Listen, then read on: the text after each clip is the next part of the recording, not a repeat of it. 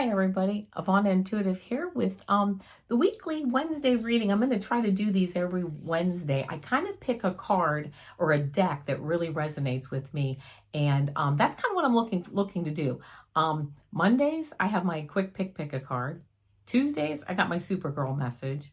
Wednesdays I'm going to focus on a deck that calls out to me, calls my name, and then Thursdays I'm just going to put out a general reading for the weekend. So there you go. That's kind of my new schedule, or what it's kind of gelling. It's taken only about 2 years to figure this out, but I think that's a good schedule for me at the moment. Who knows? It might change. But this week I have been called once again for the Wednesday reading to pull from this Akashic Tarot deck, to pull some cards. This is by Sharon and Klingler and Sandra and Taylor. I really have been just I want to say fascinated and mesmerized by really the accuracy of these cards for me. I don't know, and for the comments that I've been getting for you too. So I'm going to pull a couple of cards and let's see what we get for this week. Any kind of messages that we need to know, for general, just general reading, but really focusing on this Akashic Tarot. So here we go. And of course, I will read the description of the card from the book. I don't always like reading, but these cards are a little bit different, and I certainly will not ever have all these cards memorized. So here we go. So a couple more shuffles. Right here. Up here.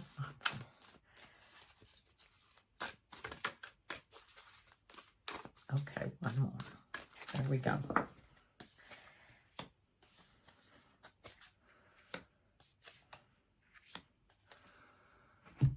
Okay.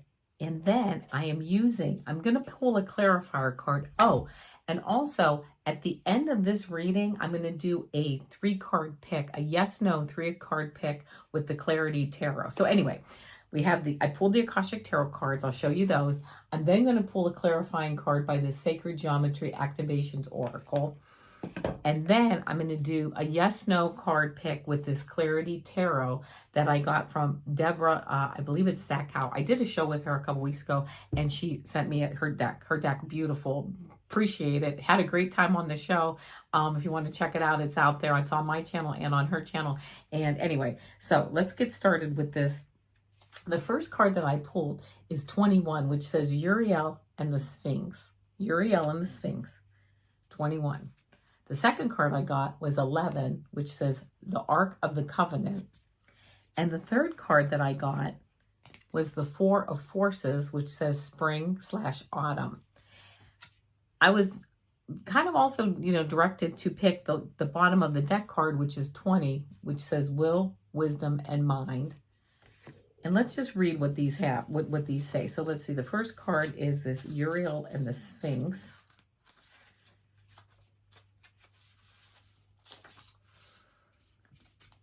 And I already love this card because I actually feel a connection with Archangel Uriel. But it says, the Archangel Uriel stands before the Sphinx under a full moon.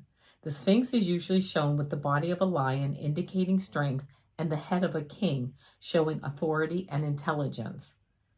But more than this, the Sphinx represents the enigmatic and inscrutable, the silent holder of truth and the ancient mysteries of the world. Here, the Archangel Uriel connects and confers with this great source of mystery. This card shows that it's time for you to do the most important and possibly the most difficult work in your life. The digging and inner discovery that takes you to your deepest self. Hold on, I'm going to turn the page. And your deepest power, that takes you to your deepest self and your deepest power. Even the great Sphinx had to be dug out many times from the blowing desert sands that buried it up to its neck. And you must dig diligently too. You may have to chip away at the rock-like substance of your old belief and histories so that you can get to the truth inside. But don't worry, you have begun already, and you've made considerable inroads. There's also someone here to help you. Uriel, whose name means fire of God. You can work directly in your meditations with this archangel for self-understanding, transformation, and guidance. Also, be on the lookout for someone in your daily life whom Uriel has sent. This could be a teacher, a mentor, or even a new friend who shares a kinship with you about this inner quest.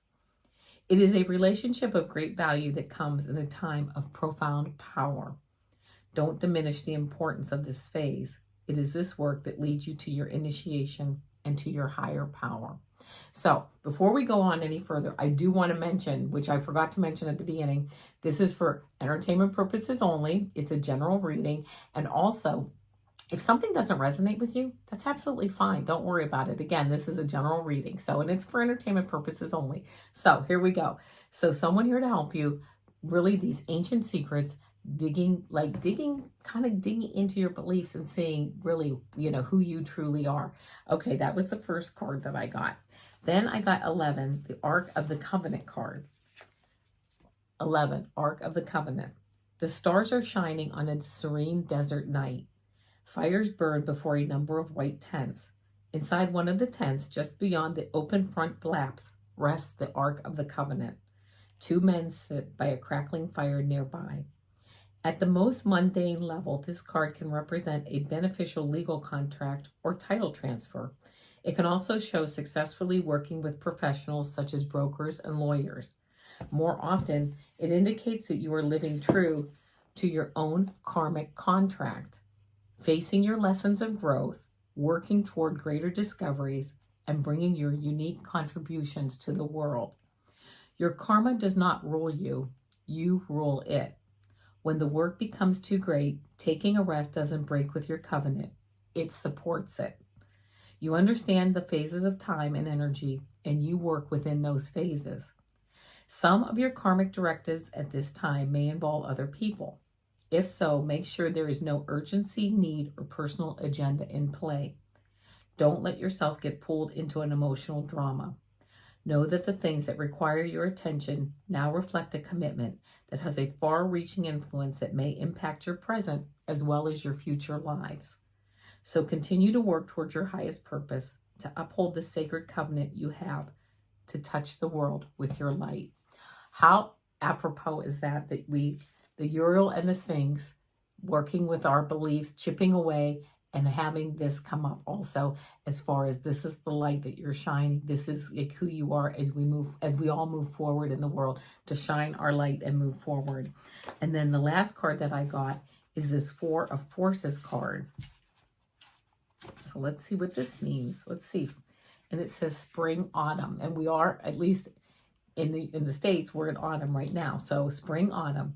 The spring card upright shows a budding tree and flowers beginning to bloom. It is one of the seasonal cycle cards, and it indicates that you are entering a time of planting and active preparation. Just as the spring is a very full time for the farmer who is tilling the ground and planting his crop, so let yourself put in a little more effort now as you lay the groundwork for the time ahead. This could be a very creative period for you. Take action in creative projects or work-related endeavors that require more time and attention. The work you do now could yield great rewards later. Make sure you engage in this extra activity with joy and optimism. You are always planting your energy onto the Akashic records of your life. So as you work towards your goals, remember to plant hope and happiness along with all the action that you take.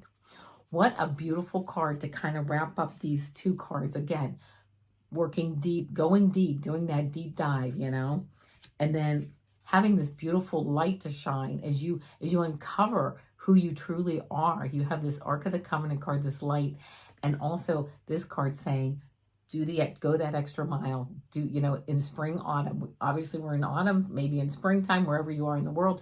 It's time to really, kind of like put, seatbelt yourself to the chair, seatbelt yourself to your spiritual chair, and really think about, who am I and where do I want to go, and uncovering those beliefs. I also pulled a clarifier card for this, this number 20 card.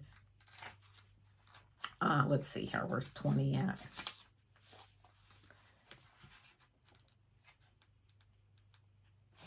And this is this will, wisdom, and mind card, which I have no idea what this means, but it looks pretty important. I don't know. Let's see. A gold crown of power and authority rests above a Celtic Trinity knot. On either side of the Celtic knot are the alchemical symbols for fire and water. Below is the ancient three-legged symbol of the coat of arms from the Isle of Man. This card brings with it a time of enormous power, balance, and expression. The first three rays, or the energies of the divine, move within you equally. Power and will, love and wisdom, and intellect or mind.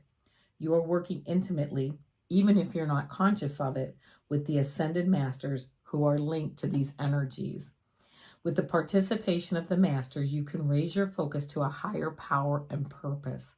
You can combine the fire of creativity with the water of receptivity in order to make your contribution to the world.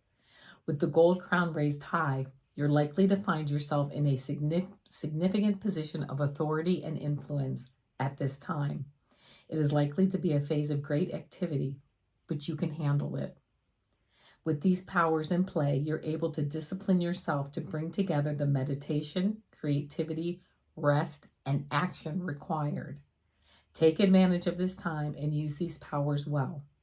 They are nothing less than the divine forces moving through you so you can manifest their power in the world. Wow, what a strong read. I'm just getting, like, right now I'm getting chills. What a strong reading. So like I said, these cards, really a nice, powerful, it may be a nice, powerful time for you to really, and I know for me, to really go deep and know that we have Archangel Uriel, we have the Archangels, we have the Ascended Masters, really knowing, just really lining up with those energies and moving forward and we are magic, and letting that magic not only just move through us, but also take that magic out into the world.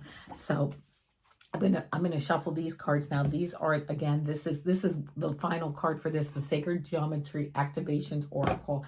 And I don't know why I was drawn to this, but I am. Sacred Geometry is what Archangel Metatron, does. He certainly represents sacred geometry, and sacred geometry is really just our life forces kind of put into like a two-dimensional picture so that we can understand it, and our universal life forces. So let's see what we get. I'm going to just one more shuffle and let's see what we get here. We get compassion. The frequency of compassion supports our ability to stand by others without judgment and be the divine mediator between heaven and earth, spirit and matter, so that unconditional love can flow from source through our heart and into the world. What a beautiful, all of this talking to me, the way I'm looking at this, all of this talking about opening up that divine pathway from spirit and source through us and pushing that light and that creativity out into the world. I mean, just a beautiful read. So I hope that resonates with you. Again, it's for entertainment purposes only. And if it doesn't resonate with you, that is totally fine. Just a nice reading. So, okay, now here we're going to do the Clarity Tarot. So I'm going to pick 3 cards, and the way these cards work, there's many ways. They're tarot cards, but they have like a Y or an N at the top. So you can ask yourself a yes, if you have a yes or no question, or if you just want to pick a card in general, not only does it answer yes or no, these cards can give you a yes/no answer, but they also can say yes or no, and here's the card representing that. So I'm shuffling. I'm going to pick 3 cards, and we'll do a pick a card. So you can ask it a yes/no question, or you can ask it just an in general and see what we get here. So let's see. Here we go. It's 1, 2, and 3. And now, and of course, they're falling. But okay, here we go. Card 1, card 2, card 3. Think about which card resonates with you. 1, 2, or 3. Don't think too hard. 1, 2, or 3. Okay. If you picked card 1, it is a no, okay? But it says Ace of Cups. Under here, it says love, a new path to love, passion, or purpose. And under money, it says new creative job or fulfillment. What I'm getting from this card is that if you asked a question and you got the no answer, it is because there's actually something better coming along. So it may not be the time to move forward, or that no it may not be a no, like there's nothing, after this, But to me, I'm getting the feeling that it is a no, because there's this new beginning, this new emotional beginning coming forward that is actually going to be just so much better. So that was card 1. If you picked card 2, you got a yes. And says the 4 of Pentacles. And it says, under love, stable, secure, love and status. And under money, it says, play it safe, secure job. So if you got this card, again, this was a yes, but it also is the 4 of Pentacles. This is kind of holding your resources, holding your energy close, holding your money close, holding your ideas close.